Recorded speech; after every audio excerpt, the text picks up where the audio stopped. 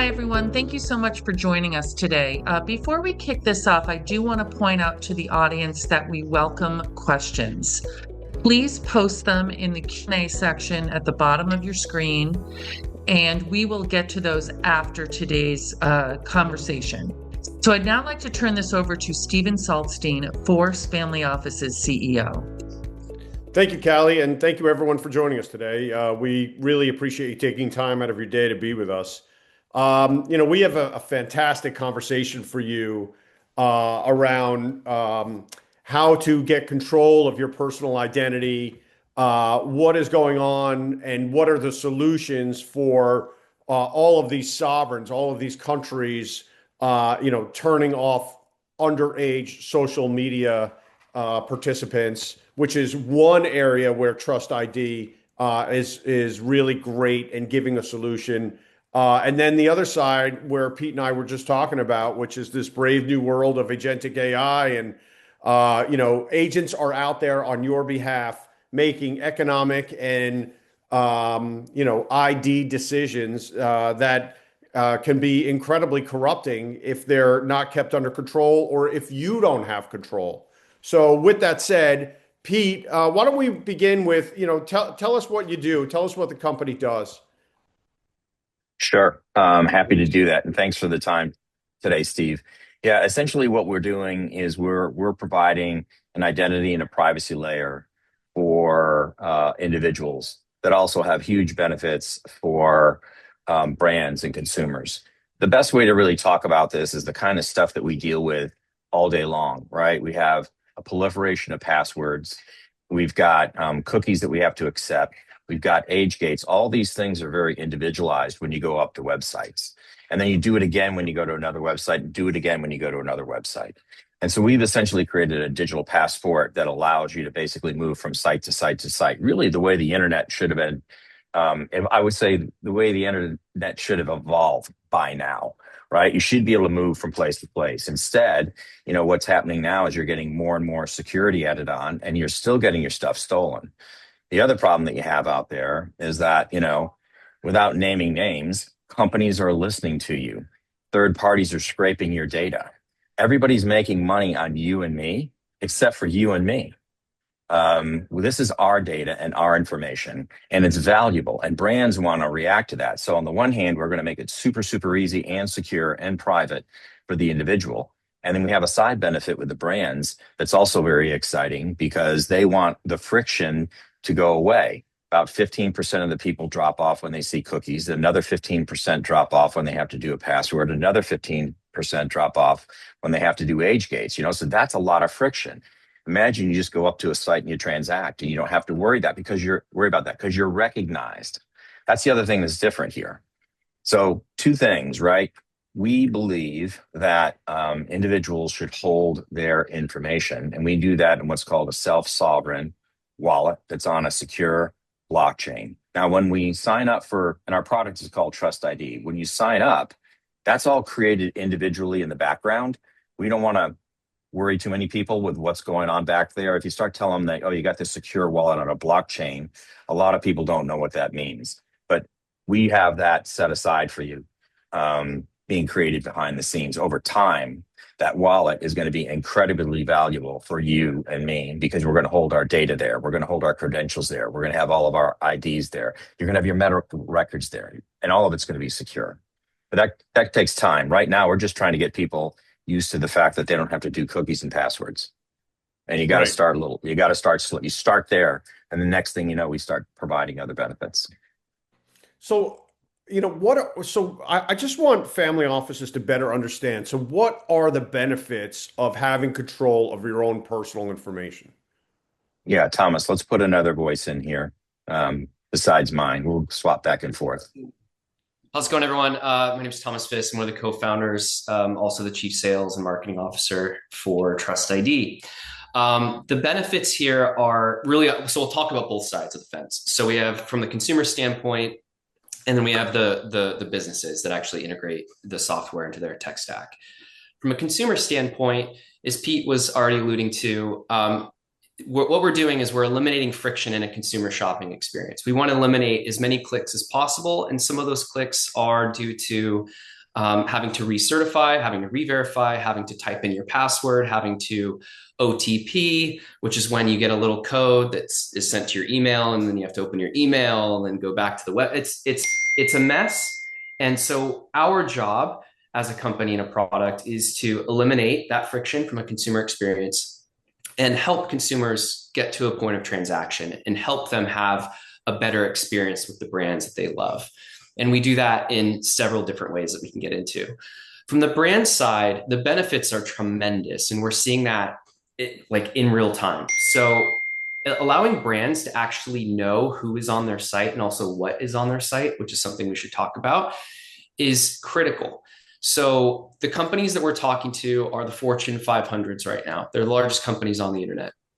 They're seeing anywhere between 30 and 60% of their site traffic is either bots or AI agents. And they have no way to engage those signals, retarget those signals, or nurture those signals. And even worse, those bots are costing those brands in advertising waste. So up to 30 to 40% of an ad budget, if you can imagine you're spending on ghost signals or bots, they're not getting those ads. And so it's this tremendous waste that's circulating by not knowing who's on your site. So that's just one of the benefits from the brand side. Really, when you think about it from a business perspective, verified data really influences everything. And so if we can verify who is on your site, who's browsing, who's shopping, what their consent and what their intent preferences are, that changes everything. And that really allows businesses to operate in what we're calling the internet of today. Let me ask you a question. If you're a brand, and let's say someone's consent here is they don't give consent at all, right? You can't have my personal data. Does that make that person irrelevant or completely devoid of value for a brand? No, not at all. Actually, it's quite the opposite. It gives the brand the opportunity to nurture that signal into getting that consent from that individual. And so the business now knows, great, we know that this is a real person. They've maybe not consented to retargeting or getting ads from us, and that's fine. But what if we dangle 20% off on this next purchase? Or what if we incentivize them with some other benefit or offer? Then we can kind of pull that consent from that individual and bring them in closer into the brand's ecosystem and loyalty framework if they have one. So again, what we're aiming to do is to just help businesses verify who's on their site and then take the appropriate action to get them into a decision-making mode. When we create a trust ID, one quick thing there, when we create a trust ID, we also provide up to 120 different pieces of information on that person's persona, right? So the brand will get that information. Where you really start to unlock the direct relationship between the consumer and the brand is when the brand says, hey, if you just tell me, Steve, how much your house is worth, what color your cars are, what's your favorite watch, then I'm going to incent you personally with 30% discount or whatever it might be, points on there. So when you start to tell me who you are and we have a tighter relationship, I'm going to start to do more things for you. Before that, we just let them know exactly what is, the characteristics of the individual that you are without the specifics. So how does this work? Which is very valuable, actually. How does this work? Can you talk about that? Yeah, Eddie, go for it. Yeah.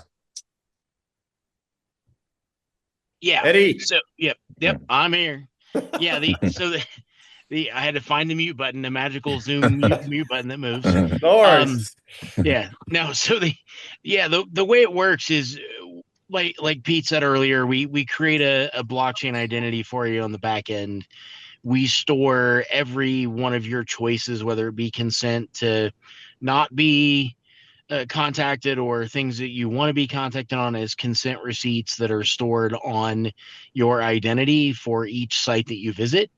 So the architecture allows, instead of being in silos and tying your login of each individual site to its own username and password and possible 2FA OTP style thing where you verify yourself and having those pop-ups show up every time because it doesn't necessarily recognize you, to a single identity that you verify once. So if I have to prove my age and I go in and go through the process, say on a site that sells alcohol, I have to go through the process of scanning the front and back of my ID and looking left and right and up and down and having pictures of my face taken by my phone. And that validates that I match my ID and that I'm, over 21, let's say. Then that is a immutable attribute for me from now on. I as much as I would like to de-age, that's not really an option. So, if I'm 21 now, I'm always 21. So that doesn't change for me. So I can store that in my identity. And then when I go to a site that says, are you 18? Or a social media site that says, are you 14? Or whatever it happens to be for an age verification, I've set a over 21 marker that is stored in my wallet, and I can reassert that everywhere, right? So it makes it portable. It makes it single use from a verification event and multi-use from a validation event. So any site that I go to, I'm reasserting through a validated government ID that I'm over 21, but I don't need to prove it all over again.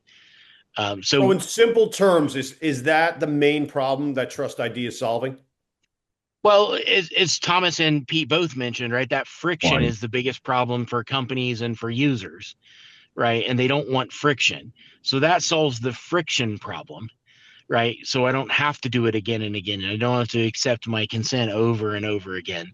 I don't have to type a password on every site I go to. I identify myself and I identify the attributes about me that are required to interact with that site seamlessly, and then I don't ever have to do it again. That's one of the many problems solved by it. So Thomas, when people are talking about Trust ID in terms of creating your own passport that you can use online, this is what we're talking about. Exactly right. And to take Eddie's who our CTO, to take his technical explanation, I'll put it into more of a sales response. It's ridiculously simple. So user visits any site where Trust ID is enabled. In less than 3 seconds, they have a Trust ID.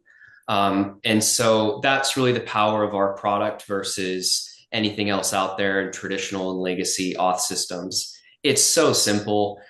Without a Trust ID, an everyday user will have to reconsent on that same site about 12 times. So if you extrapolate that outwards across everyone's browsing behavior for a course of a year, we're talking hundreds, if not thousands, of wasted clicks. And every click that's wasted represents about 20% abandonment from a brand perspective. So we need to save those clicks and put those consumers back in a brand's conversion funnel. So that's really the secret there. So Pete, who do you consider to be your customer? Is it the people who are creating the passports, or is it the brands or the governments for that matter? So we have a two-pronged go-to-market strategy. The first one is work with the largest brands in the world. That's what's going to get us the millions of Trust IDs and wallets. That's why we're working with these very large travel companies, gaming companies, et cetera. They're going to get us millions and millions of wallets, which is going to help our revenue, obviously. But it's also going to get the wallets in the hands of the people and getting them used to getting these Trust IDs. By the end of the first quarter, early in the second quarter, we're going to have an app where it's going to make it even easier for the consumer to be able to go to other sites and then help us enable those sites for Trust ID. So the start number one is the biggest brands will pay for it. The beauty of it is the travel company pays for it. And then the next thing, the gaming company pays for it. So everybody's paying for that ID, which is really great for us. And then we start to get them all out there. That's number one. And then the consumer app comes along later on, and we'll charge the consumer a small fee for that to allow them to go from place to place and sign up more sites. So it's both, actually. And then we are actively, and Eddie can talk about this one. We've closed the deal with the U.S. Department of Defense / Department of War. We've closed a deal with them. We have 2 big projects moving with the state of New York right now. Lots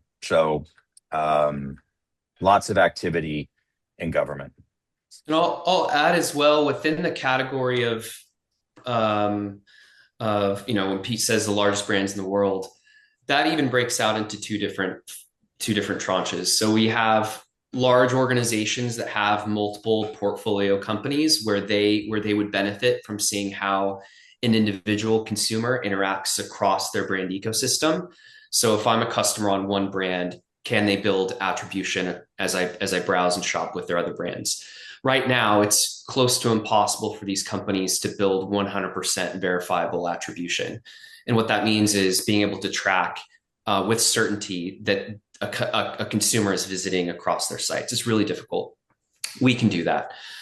The other category is regulated industries. So businesses, to Eddie's point, businesses that require an individual to verify or certify their age with the cumbersome photo of yourself and scan your face, et cetera. Now, the benefit from the regulated standpoint, which I'm sure we'll talk about a little bit more, is that we make that experience once and done, as Eddie mentioned before, in how this works. And so the benefit there is, yes, we're reducing friction for the consumer. Yes, because we're reducing friction for the consumer, we're putting those customers back in the conversion funnel. They're not abandoning because it's a cumbersome experience to onboard. But we're reducing costs tremendously. To age verify an individual right now is anywhere between 30 cents and $3. It's quite expensive. And so when you think about how many times a brand has to recycle and re-verify a consumer every time they return, that's a tremendous expense. In fact, a lot of companies have stopped operating in certain markets because it's so expensive. That's where we come in. We can make that a once and done. And so we're starting to have conversations with these organizations in ammunition, voting, adult content, et cetera, where individuals can verify once and we can allow them through. And so those are the two verticals within, again, that air quotes, the world's largest brands.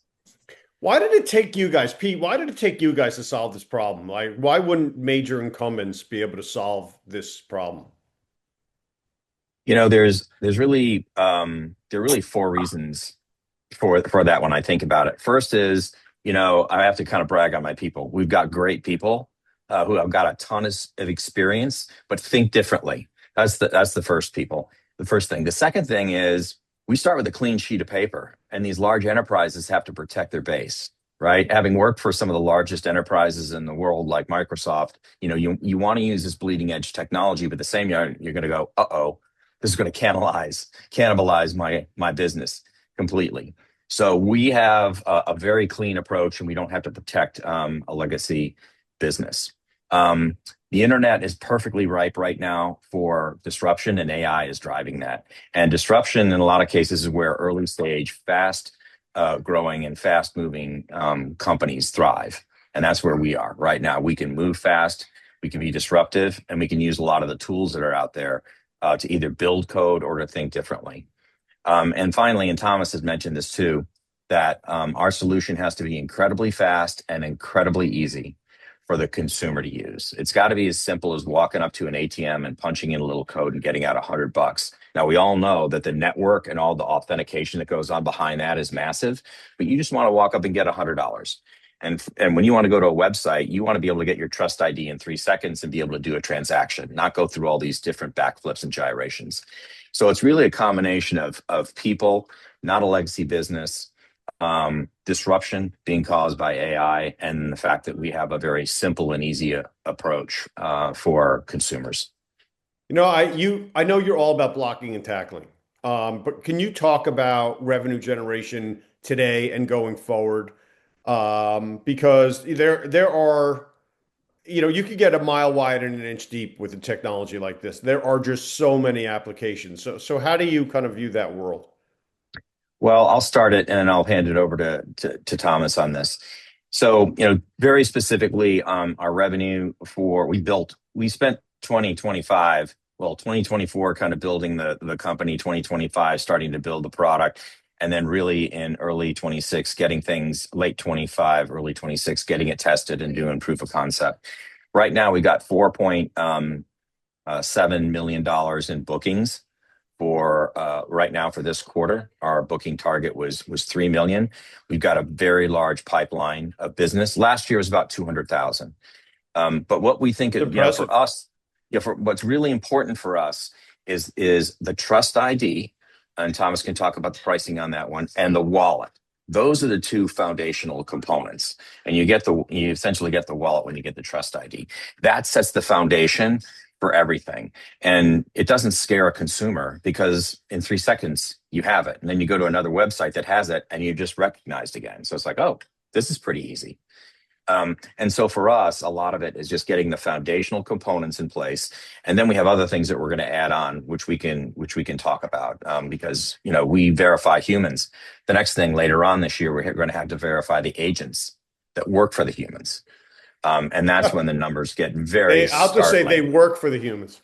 Yeah, I don't know who works for who, but that's just, yeah, that's right. Thomas, you want to add a little bit onto that too? Yeah, I think from what's meaningful here is just from an interest perspective, and the pipe, just the overall pipeline is just tremendous. Without getting too far into it, Thomas, I'm sorry to interrupt, but let me ask you a question. Like, what is the aha moment or the wow moment for a potential customer when you talk to them about this opportunity, this business? Well, it's because their legacy systems are such crap, honestly. Like they're dealing with tremendous site abandonment, and they have a real problem with the internet in general right now. It is overrun. Over 50% of all site traffic across the board on the internet right now is bots and AI agents, and that's only increasing. So these businesses are at a fork in the road where they have to decide, are we going to keep going with this legacy stack that we have when it comes to auth and managing identity? Or do we need to look for something new to keep up with where the internet's going? To Pete's point, yes, innovation is driving that, but so is regulation. We're seeing that spin up with Australia as an example, where they're now regulating that minors can't access some websites and some social media content. That's great for us. That's a tailwind. And so we have both and in the US, there's certain states that are regulating that as well. So we have two things working in our favor, and we sit right in the middle of that. From a pipeline perspective, though, I think it's really interesting because businesses are really intrigued for different reasons because they have different concerns. So some verticals really need age verification, and so we need to figure out how we can make that seamless once and done, cost effective, so that they can begin operating at scale again in these markets where they've maybe throttled back because it's too expensive and too cumbersome. Certain sites, like we're working with a massive telecom partner right now on a POC, they need to have a better way to build attribution of their customers. They have customers that have a consumer account, a business account, they have multiple accounts with their sub properties, and they're all read in the background as multiple individuals. It's a mess. And so we can come in, we can create that single source of truth identity for them so that they can start to clean up how they interact with these individuals and these customers, and it'll make the entire experience better for them across the board and the consumer eventually. But on the sales front, the pipeline is incredibly healthy. As Pete mentioned, our focus is horse blinders on the world's largest organizations, and so that's where we're starting our conversations. If we happen to get a smaller organization that's interested, great, we'll deploy, put some time into it. But for us, the focus is these large organizations that have massive audiences, massive databases, as well as influencers and creators that have massive audiences as well. That's another use case. Yeah, wanted to talk about them too, because that's going to help us. Marketing to consumers is expensive, and part of the way we're going to go to market there is through influencers.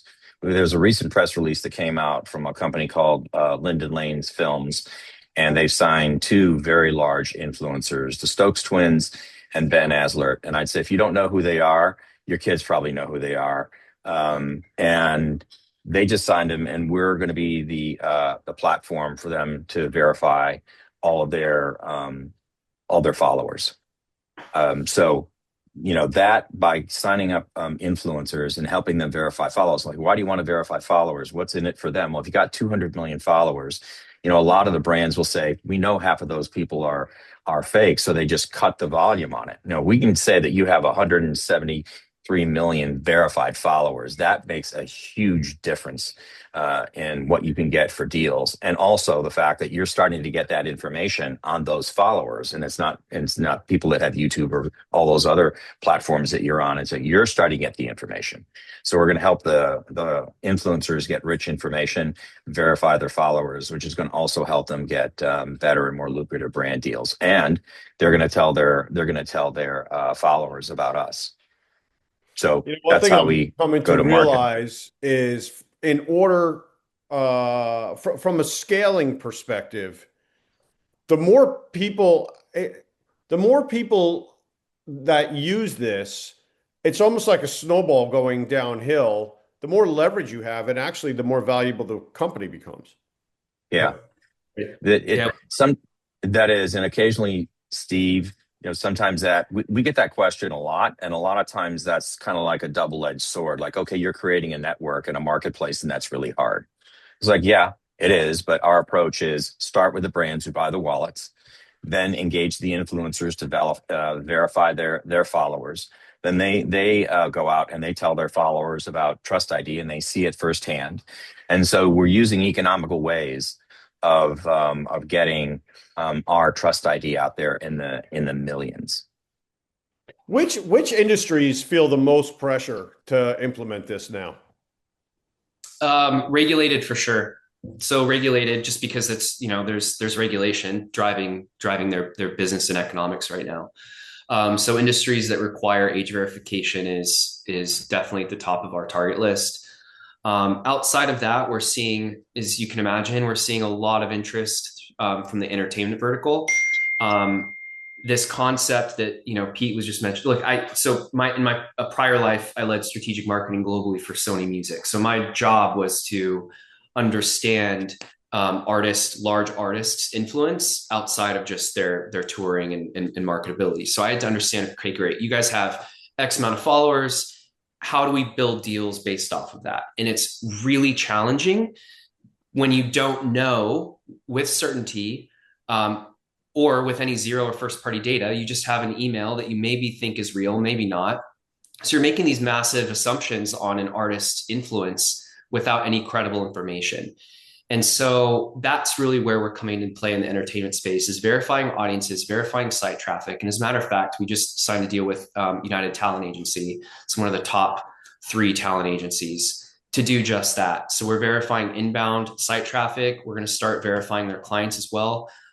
Clients being actors, speakers, artists, etc., to help their agents make better deals for their clients so that they have valid information. Look, 10 verified fans is better than 100 unknown identities. You just don't know if that's real or not. So our job is to come in, clean up that information, clean up those databases, and help their agents understand who has influence and to what extent, so they can build better deals. It's really that simple. It's impressive. Pete, I have to say, I mean, how did you come up with this idea? I'll go back to the first thing that I said, which is I hired some great people. These are people that I've known for years, and then they brought in people that they know. And we really just sat down and brainstormed what are some of the biggest problems in the internet, and what are the things that we hate. That's kind of in a way where we started. I hate when some third party is listening to my conversation on my phone, and then somehow I'm getting advertising later in the day. I hate the fact that my data is being ripped off and stored somewhere on the dark web. I hate the fact that I have an app called Password Keeper, and I've got 300 passwords in it, and I'm always going to it to figure out what my password is to go someplace, and it's on and on and on.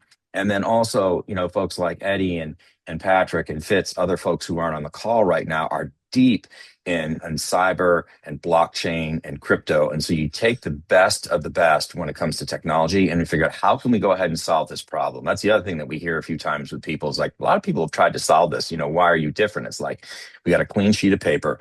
We're using AI tools. We know we don't have to protect a legacy business, and we know how to solve this thing. And we believe that solving it is by putting data back into the hands of the individual, give it back to us, let us be in charge of it, and protect it. We protect it for them, right? We don't have access to all of their data, by the way. We just have access, we protect it for them in that wallet and blockchain. Is it fair to say you have access to their permissions? Is that fair? If they give it, correct. If they give us permission, absolutely. Otherwise, we're just, if they don't want to give us permission, they don't have to. They're paying for the wallet, they're using the wallet, and they use the Trust ID. That's fine. Okay, that's part of what the freedom is, right? They should have that. They should have the freedom to control their information and data, and they should have the freedom to control it from us unless we're able to give them permission. But we also have the persona data, so that's good. And to get something specific, we have to have their permission. That's what this is all about. Putting power back into the hands of the people when it comes to their data. Thomas, so that's the past. Let's talk about the future for a second. If I want to, I could have 10 agents right now working at Force Family Office alongside of the rest of the employees, and they could be out there autonomously. Absolutely. Yeah. Can you talk about how you can help me? Listen, for so many people, safety is the issue, right? People would have 1,000 agents if they just weren't worried about losing control and all the damage they could do for a small company like mine. Yeah, I'll start, and then I want to have Eddie get into the details on it, because this is I'm glad you're bringing this up. So on nearly every call I have with an existing client or a potential customer, we always end up talking about agents, just because they're seeing these signals in their back end and they want to know what to do about it. I was on a call yesterday with a very large company that manages trusts and wills for individuals, and they're moving their entire infrastructure into an AI native infrastructure, which includes being able to verify agents. So we're in a good track with them. But yeah, I mean, this is really a heavy topic that everyone's interested in, and so with that, I want to pass it over to Eddie because this is absolutely in our roadmap. Yeah, what's really important is that the way you should think of an agent is the way you think of your children, right? You want to delegate certain things to them and allow them to have certain responsibilities and capabilities, but you want to rein it in to not, create a bad situation for them or you.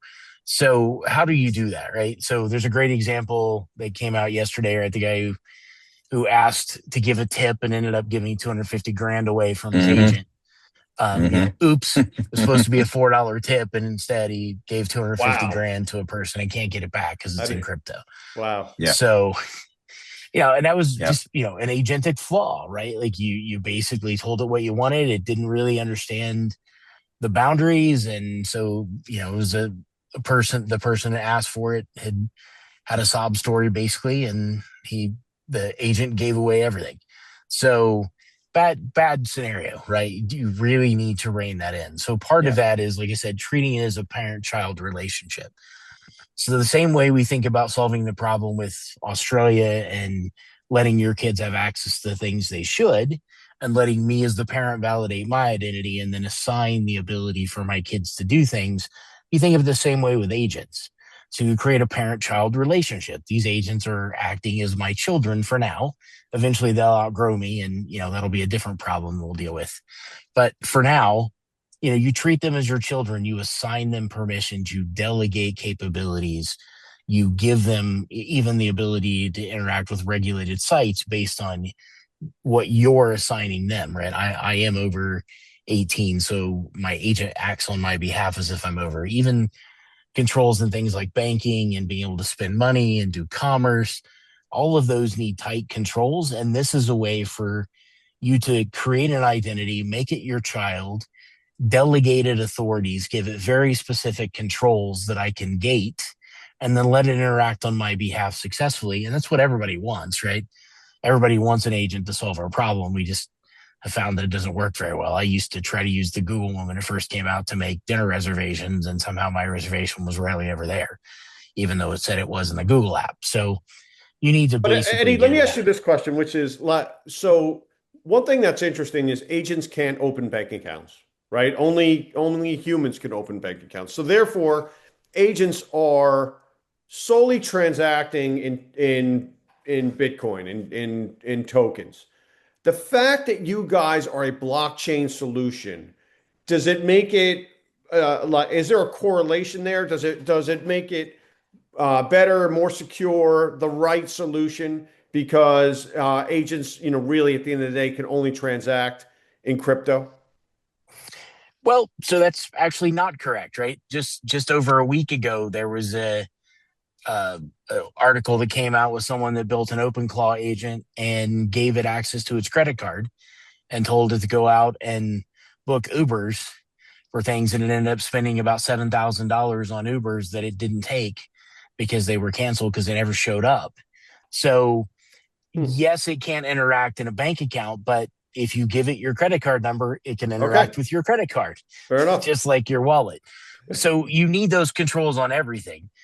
But yes, the fact that we are a blockchain native architecture makes it very easy for us to assign that identity in an immutable, traceable way to another blockchain or to another wallet on a different blockchain, and have that be, again, stored as receipts within our system so that you know what you have access to. And again, you could delegate specific authority. If this article that just came out with the 250 grand, if he had assigned an authority to the agent to say you can only spend $1,000, he would not be out 250 grand today.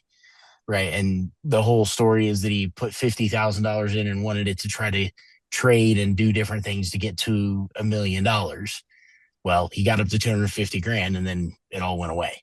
So failed experiment. Right. But, it doesn't matter which way you do it and what you delegate and what you assign them. I mean, to be honest, I could also assign my agent my routing number and bank account number, and he could spend out on my bank account too, or my debit card number, and he could spend out on my bank account. So there's nothing restricting that other than policy. So being able to assign and delegate credentials and authority is really the future of how you control this, right? You put it in a box on purpose, the same way we should treat children, right? Is like, you can do these things, you can't do other things. I'm enabling you here, but not there, right? Because we've got to be responsible. And at the end of the day, that's how you fix it, right? You assign this child relationship and you assign it very specific capabilities, all of which is very easy on our platform with flip switches, just like your consent of, you can have my email, you can have my phone number, you can directly contact me, you can send me offers, all those things you do on websites today. You would do it the same way when you set up an agentic child. Got it. Callie, there's a bunch of audience questions and I want to get to them, so I'll let you take it away. Okay, great. Thank you.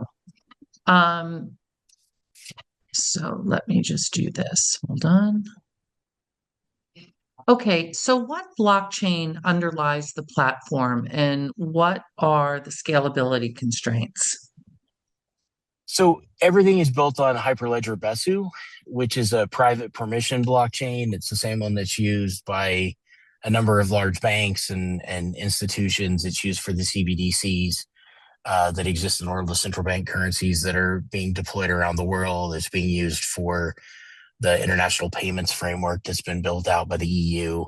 So it's built to scale. It is private in permission, so it's not a public chain. It's not dealing with public issues.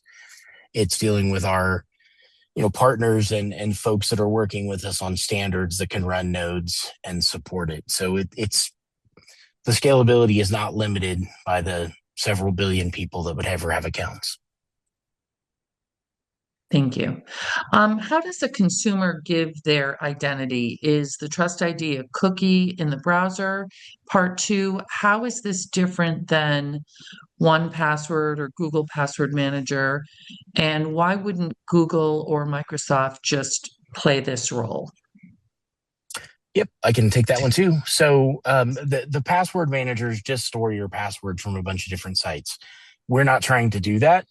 You have a Trust ID and your credentials live with you. And if the site deploys the Trust ID framework, whether it be through a snippet or a browser widget or any other, the app that we talked about coming out in the next few months, no matter how you interact with it, that identity is stored there. We remember you. It does not use a cookie. It uses what's called an auth pixel, which is something that was created by Microsoft for Office 365.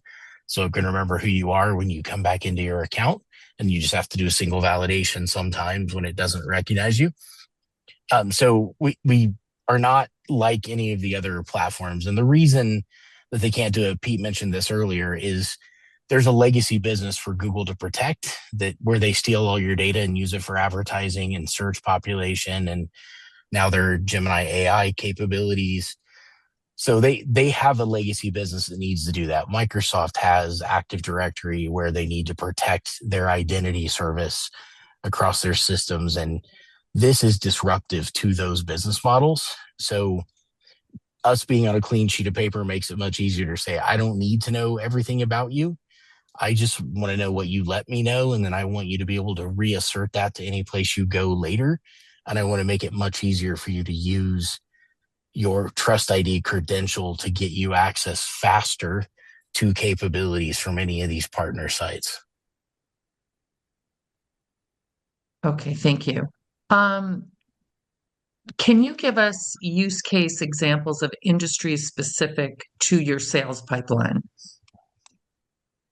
Yeah, we talked a little bit about before, but on the regulated side, the age verification is huge for us right now. We're working with a number of companies on making it a once and done experience. So right now in certain states across the US, there's regulations that require individuals to recertify their age, often is up to every 30 minutes. So it's quite cumbersome, and it's also incredibly expensive. And then you have different regions with different regulation. Again, I'll mention Australia, but that's quickly swinging outward to New Zealand, and that'll likely come back to Canada and the US as well. So we have this influx of regulation, and rightfully so. People are starting to become wise to the fact that their data is being extrapolated and sold and repackaged and resold again. So if we can make that a once and done experience, great. We're saving these businesses money. We're allowing them to operate at full efficiency in the regions where, again, they had to throttle back business. So we're in a really strong power position in the regulated industry right now. And then again, on non-regulated e-commerce and large companies that have multiple sub-brands where having that 100% verifiable attribution of a consumer as that consumer engages with different brands within that ecosystem. Incredibly powerful use case there. And then also, it depends on who we're talking to at an organization. I was on a call yesterday through the CMO of a large e-com company, Fortune 100, got on the call with their SVP of digital and paid advertising. Their number one pain point that they need to solve for is they're wasting 40% of their ad spend right now. That's a massive number for them. And so if we can trim that down even 10, 20%, that's a huge win. And so we're able to do that by, again, verifying the signals that enter their CRM, that then enter their paid funnels, wherever those live.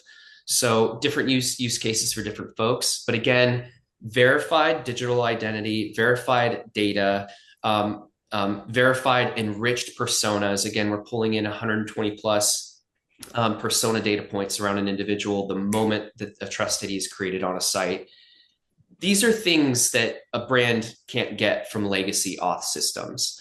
And so that's a quick use case example of those two different verticals that we're focusing on right now. And then what security audits or penetration tests have been conducted and by whom? Yeah, so we've done internal testing, and one of our external vendors has done testing as well. Certifications are in the pipeline, but we haven't had a customer yet that's required the certifications. We run on Azure, so we inherit SOC 2 infrastructure from that. We would have to do a little more work on that. We're probably 30 to 45 days when we get a customer that needs that level of certification. On the government side that Pete talked about earlier, that project will require CMMC, and we'll begin that process when that project kicks off in April. So we'll have the CMMC level 2 certification as well for them because it's Department of War, which will then obviously cover all the other government use cases because it's more restrictive than the necessary controls. And then pen testing we've also done both internally and with our development partners to make sure that we meet the requirements. And can you talk a little bit about your IP? Sure. So we have a patent that was filed. It's provisional still in review, but that was filed back in June, and we've just gone to the non-provisional filing in February. So it'll be under full review, but it's patent pending. We've had a number of different external folks we've talked to, as well as our own patent attorney firm which I've worked with for years and did a bunch of Microsoft patents with. And they strongly believe that this is very new and very innovative. We have a second patent that we've developed that we will be filing within the next probably 45 days that kind of builds on top of that patent, which covers the use cases we've been talking about today around the verification and the reassertion and the single use components. And then through this funding round and acquisition we're making, we will be bringing in another couple of patents from that acquisition as well, specific to the quantum ready security side, as well as the extended wallet architecture capabilities. Great, thank you. And then what is your pricing model? What gross margins do you expect at scale? Yeah, so we charge a typical SaaS structure. So we charge a base subscription, and that's based off of estimated usage from a business. And then we charge per new ID and then per returning ID. And we define those as active. So as an example, just for this room, if a trust ID visits on month 1, but not month 2, that business is only charged for that month 1 usage.